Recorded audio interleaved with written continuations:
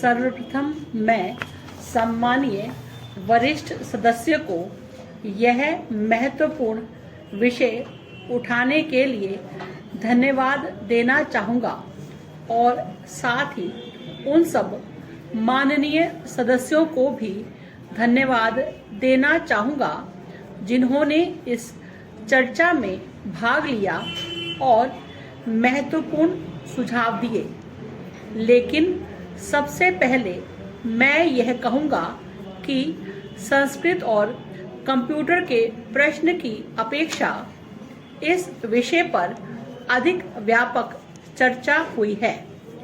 इसके अंतर्गत सभी भारतीय भाषाओं पर संस्कृति के प्रश्न पर आयुर्वेद, नक्षत्र विज्ञान, बीज गणित, ज्यामिति और प्राचीन काल से अर्जित संपूर्ण ज्ञान पर चर्चा हुई है।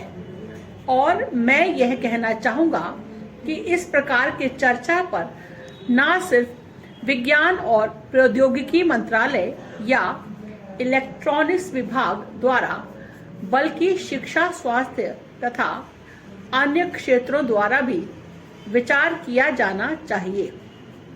अब मैं यह कहना चाहूँगा कि तारांकित प्रश्न जिसका उत्तर मैंने दिया है और विशेष रूप से जिसमें संस्कृत और कंप्यूटर के उपयोग पर चर्चा की गई है के कारण यह चर्चा शुरू हुई और इसलिए इस अवसर पर पूरक प्रश्नों का जो उत्तर मैंने दिया है उसका एक बड़ा भाग इस प्रश्न विशेष से संबंधित है और मैं इस विषय से ही शुरुआत करना चाहूँगा। सर्वप्रथम हमें यह बात स्वीकार करनी है कि हमारे यहाँ अनेक भाषाएं हैं और वर्षों से जिस प्रकार से भाषाएं सिखलाई जा रही हैं उसे नई प्रौद्योगिकी से लाभ पहुंचा है। हम इस बात से विज्ञ हैं कि सैकड़ों वर्ष पहले यदि आप कोई भाषा सीखना चाहते थे तो आपको उस जगह, उस देश, उस क्षेत्र में जाकर और वहाँ के लोगों से उसे सीखना पड़ता था।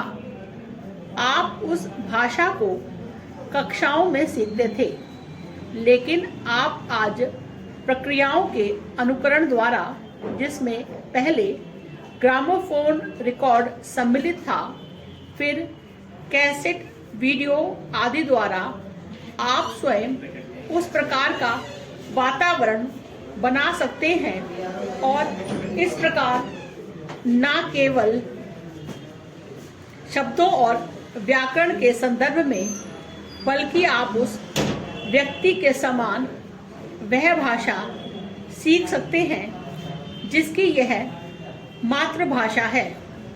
इसलिए इस संदर्भ में शिक्षा संबंधी तकनीकों में विकास हुआ है।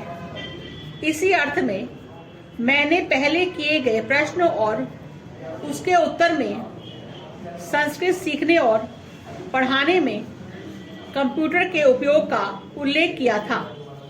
यह पहली बात है जो मैं कहना चाहता हूँ। इस संदर्भ में पहले ही मैं विस्तार पूर्वक बता चुका हूँ, अतः मैं फिर से इसकी चर्चा नहीं करूँगा।